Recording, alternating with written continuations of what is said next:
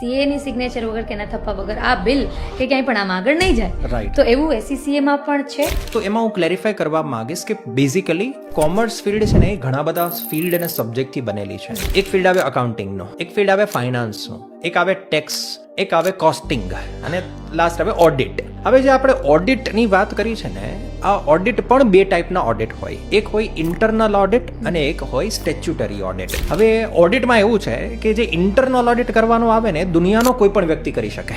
That means ACCA can do internal audit. But જ્યારે statutory ઓડિટની વાત આવે ને તો સ્ટેચ્યુટરી ઓડિટ કરી બધા શકે, પણ છેલ્લે જે સિગ્નેચર લેવાની આવે ને એ ઇન્ડિયન સીએની જોઈએ.